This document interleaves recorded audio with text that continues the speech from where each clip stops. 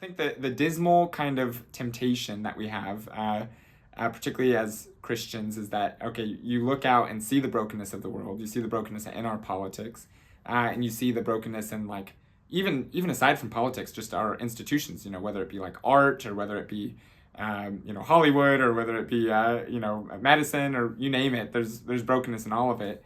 And I think the temptation is to think, oh, I can see,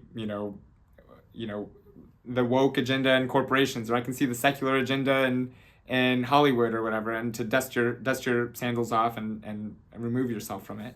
And I think like it's a very understandable approach, but I think it kind of misses a little bit of our obligation, or misses a little bit of our invitation, I should say. Maybe that's a better wording for it, to engage in that space. Because I think that if you look at like the gospel message, you've got sort of, that whole framework of creation, fall, redemption. You have Christ dying and being resurrected. And I think, like, of course, like, the direct application to that is for our own souls. But I also think that there's a lot of verbiage and a lot of verses out there that suggest that, the earth is God's creation. The earth is something that God created for a purpose. And I think that we have an invitation, just as Christ died and was resurrected for our sins, for us to partner with God and trying to resurrect or restore the institutions that are broken out there. Because I think, as much as a someone who works for a libertarian wouldn't want to say this, God gave us governance. God gave us that form. You see in Deuteronomy and Exodus that God was giving Moses like the form of what a government could look like in that situation and stuff like that. So it is still a godly thing.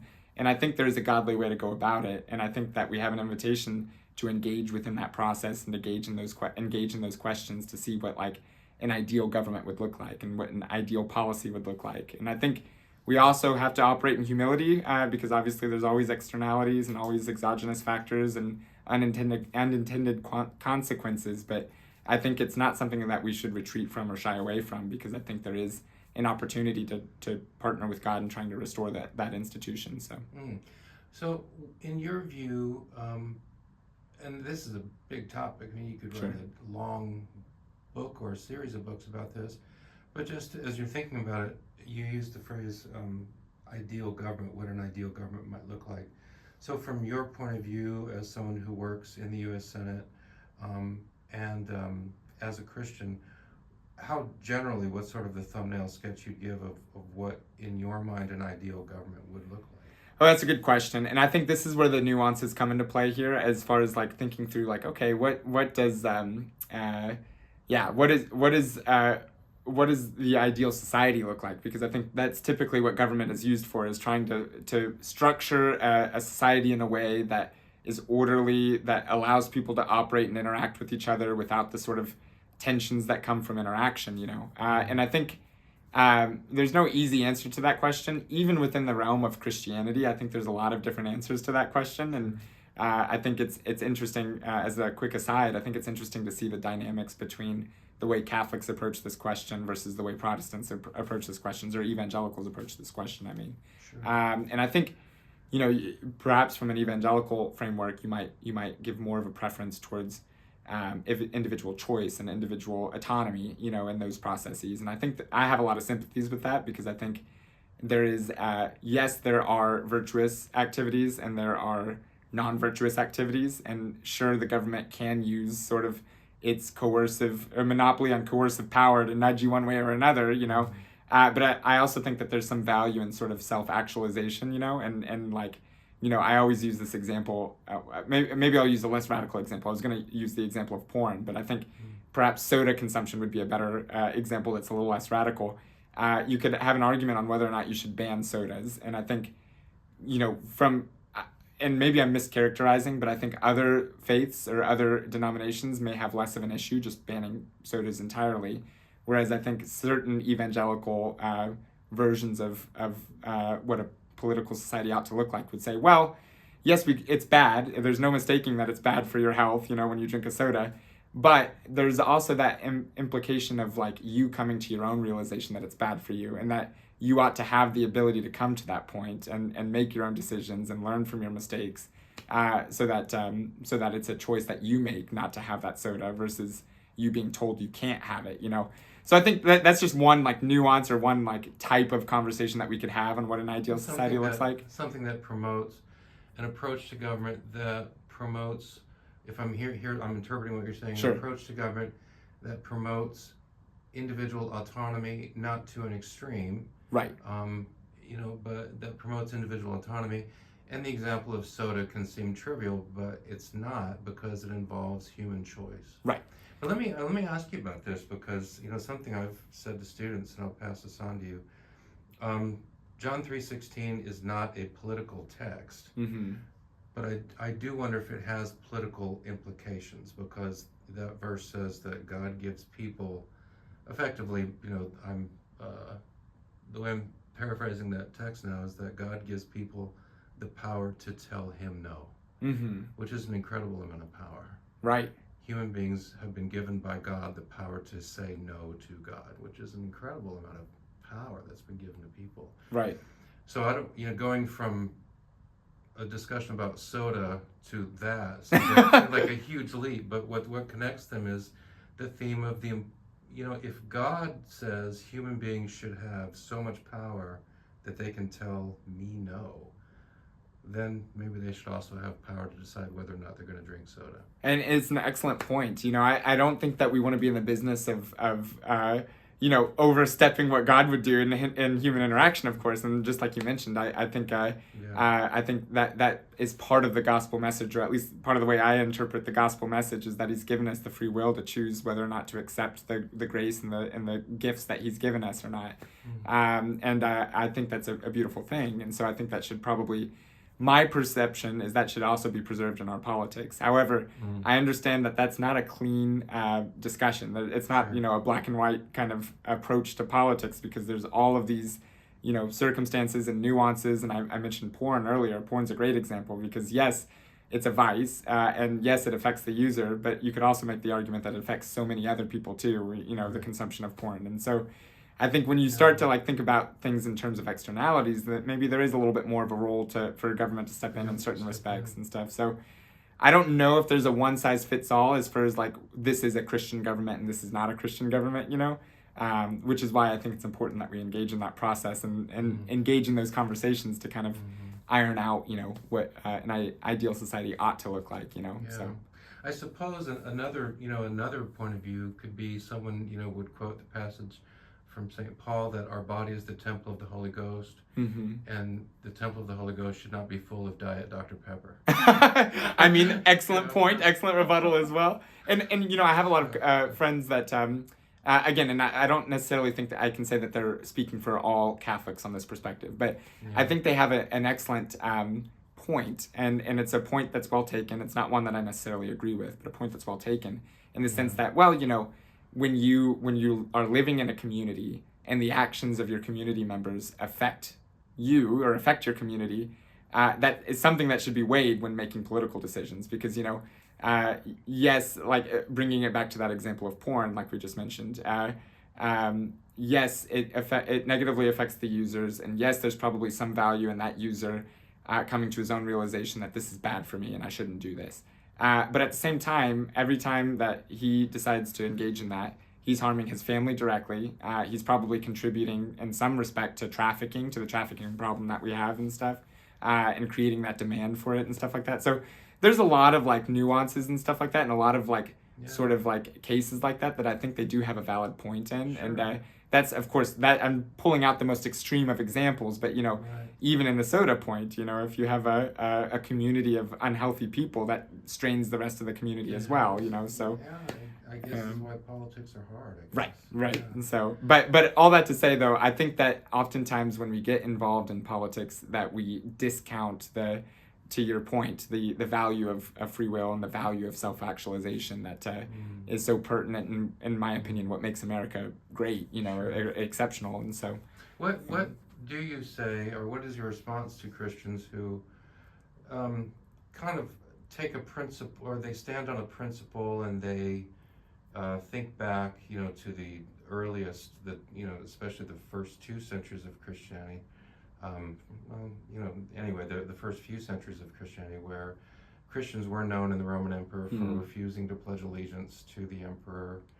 But they would pray for the emperor. They would, wish the best for the empire, I guess. But they thought our citizenship is in heaven. This is not our empire. We don't pledge allegiance to anything but Jesus Christ, and therefore we're not allowed to. I'm using the phrase "pledge allegiance to the emperor." Right.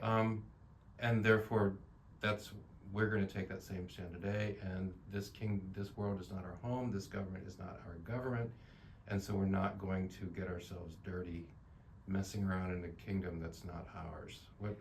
How do you respond to those folks? Yeah, I think I think the examples that they point out in this situation, I think, are good ones to remember and good ones to keep in mind, I think, when engaging in politics, because I think ultimately, I think we're sort of both and. We are citizens of this country because we're members of the society. We interact with members of the society, and we have a ownership of the society with the way our government is structured too. But I ultimately agree as well, because we're also citizens of heaven, which is where our ultimate allegiance should fall. So I don't want to discount any of their concerns or discount any of what they're trying to say, because I think those are all valid points. And I think, I was reading a book recently by Rod Dreher, actually, on the Benedict option. I think it came out a while ago, so it's not a new phenomenon by any means. But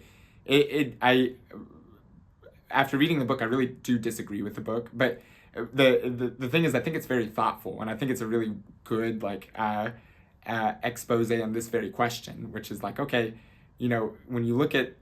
when you put your faith and trust in a country or in an idea that's not necessarily biblical or not necessarily rooted in God or rooted in Scripture, it's going to disappoint you. And I think that's true. I think anything that's not of God is going to be disappointing at some point. But because of, and I think going back to what I said earlier, because of the way our government is structured, and it's one of the few governments throughout history, I think, that's structured like this, that we do have sort of a means of, it's not, the nation is not run by a king. The nation is run by a president. Of course, there's a lot of people who think they're one and the same, but in reality, the nation is run by us, as the people who have bestowed the power to our elected members of Congress and bestowed the power to the president. But that president and that parliament or that Congress is still operating in they're operating with us and as they're accountable to us, is what I'm trying to say. So since we have that sort of responsibility of choosing and participating in our governance, I think it's crucial that we do, because I think you think about it in terms of simple mathematics.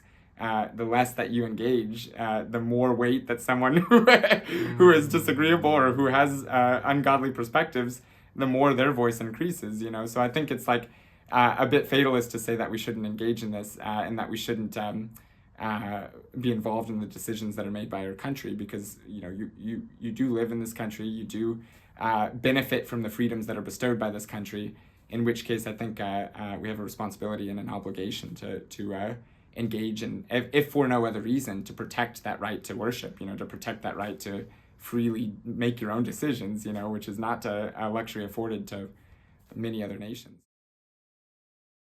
When you're thinking about yourself not only as a young person who's pursuing a career, but you're also walking the halls of power, right, of the most powerful country in the world, so it's a lot of power. Yeah. And you are working among people who have radically different outlooks on the world. How do you go about being a Christian in that context? When you think about, or to the extent that you do consciously think about it, that, okay, I'm a Christian in this context, and therefore, right? Does that question make sense? Yeah, it makes a lot of sense. And frankly, it's a question I'm still wrestling with in a lot of respects. It's I have, especially because I think, I work for a senator. Everyone in the Senate works for a senator, even regardless of the committee or the assignment that they actually have. Ultimately, they work for a specific member of Congress. And oftentimes that member of Congress does not share your perspectives, it's very seldom that they do 100% of the time, And so it's a question I wrestle with every day. It's okay, let's say the person I'm working for, and thankfully I've been blessed with multiple bosses that do share my faith convictions, but say you find yourself working for someone who doesn't necessarily share the same convictions from a faith perspective that you do, and your ultimate job is to advance his mission or her mission. It's a tough question, especially in an institution like I mentioned that is so full of darkness and so full of brokenness. It's tough to know what it means to be a Christian within that context, and what it means to operate as a Christian within those confines. Yeah. I think for me, the way I've wrestled with this question is I think that I started off with the thought that, okay, my mission is to witness to my colleagues. And I think that is part of it. But I think it's a bit simplistic to say that's my only mission in Congress, you know? Sure. And so I think the way I've been kind of wrestling with it is like, okay, you know, even if I can only make a small improvement here, a small improvement there, the beauty that I've seen from observing Congress pretty closely for the last several years is that those small marginal changes, as small as they may seem in the moment, contribute to something bigger, you know, and it builds momentum for a broader change. And like most of the changes made in Congress on a daily basis are extremely small, but you look 5 years from now, you look 10 years from now, you've changed an entire framework, or you've reformed an entire part of government that would have otherwise never have changed had those small marginal changes not taken place. And so I think understanding, you know, there's all these analogies about the bricklayers and like, you know, the person who has the perspective that they're building a chapel instead of just laying brick and stuff like that you can pull from. But I do think like having that mindset, knowing that like, okay, I might just be a simple cog in the machine here, but I'm a godly cog in this machine, and I might be pointing in the right direction, even if I can't see the fruits of my labor. Knowing that, like, you know, you are faithful in planting the seed, and knowing that God can come and later water those seeds is encouraging and kind of purposeful. I think it gives me purpose in my work. So as I'm listening to you, I'm thinking, you know, for example, you know, I think Paul is often dictating his letters, and I think he actually tells us that someone else is actually writing them. And I think you might give us the name in one case, but you know, the folks who actually wrote these letters, you know, Paul is the one giving us the ideas, but without the people actually physically writing the letters don't happen, and we don't have them. Right. It seems like a small thing, but it's actually a huge thing. Totally. And I'm also thinking of, you know, Jesus just says, look, if you give a cup of water to someone who's thirsty in my name, you've done something pretty awesome. Right. And it's not a hard thing to do, to give someone a bottle of water, you know. Totally. So that's those are the kind of things I was thinking as you were speaking, these small things that are big things. And actually, you know, I'm old enough now, as I reflect back on my life, that turning points in my life came when people did things that they almost certainly do not remember. Right. They said something just in passing that had a big impact on me, negative and positive. Yeah. So that's important one too, you know. No, and it's, I think the reason I think I might have that perspective is because my mom was a very similar situation. She grew up in the Soviet Union, and she became a Christian as a result of a gospel tract, and she never met the person who handed my uncle that gospel tract. And you know, gospel tracts have a pretty bad rap in a lot of cases, and had it not been for that person's obedience, thinking he probably handed out hundreds of those tracts in that day and probably thought he didn't have any fruit.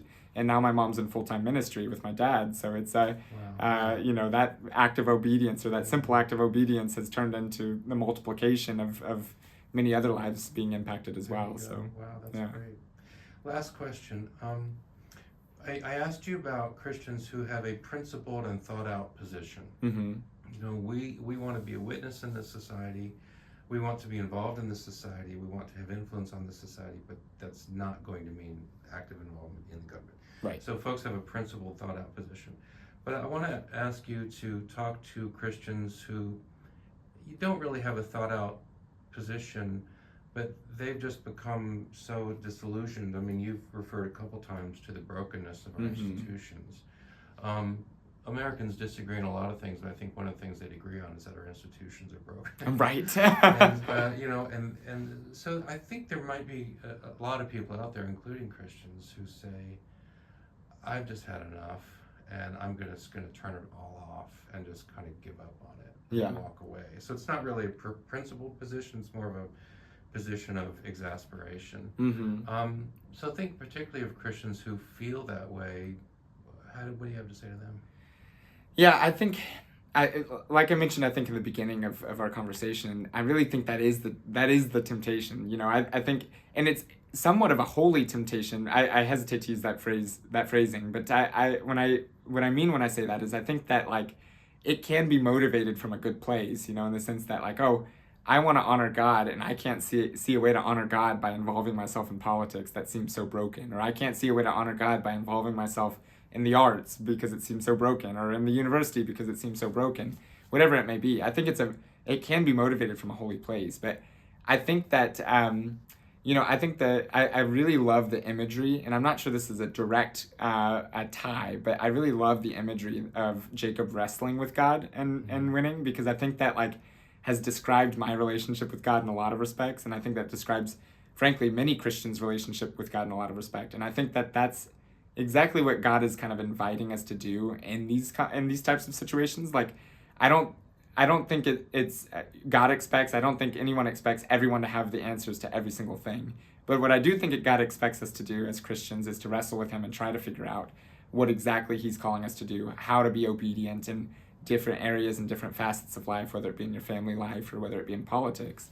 And so I think that's what I would encourage folks to do, is that, if the temptation is to remove yourself and dust your sandals off and leave, I would encourage them to engage in the wrestle there. And even if you don't necessarily think you have the answers, I would say don't give up on that wrestle, because I think the wrestle is where sometimes the character building is made. I think that there's a reason that Paul says that we glory in our tribulations, for the perseverance of produces character, and character hope, and hope does not disappoint. And so I think like if you're in a place where you don't have any hope, perhaps you need that period of trial so that you can, in the words of Paul, gather that hope. Sure. So I do actually have one last question. Given your mom's experience in the Soviet Union, mm-hmm. which I'm sure she shared memories with you, Mm-hmm. Just say something about the importance of the United States. I think the Soviet Union and my mom's experience in the Soviet Union has provided me, I never grew up in the Soviet Union, of course, but I think hearing the stories of my mom's experience of having no freedoms and I told you that story about the gospel tracts, for instance. That was an extreme risk that her and her family took, and that was part of her story, is that her parents were desperately fearful of having a religious text in the house, because it was extremely illegal, and it could have led to serious repercussions. And so I think one of the things that my mom taught me growing up is to understand the value of our freedoms, even if we don't necessarily like what's being voted on, if we don't necessarily like what we're seeing in Hollywood or universities or whatever it may be. The fact that we can have this conversation today and talk freely about government and talk freely about our faith and how it pertains to government is something that we shouldn't take for granted. And I think that was something that my mom's experience has really lent itself to me, or really impacted me growing up.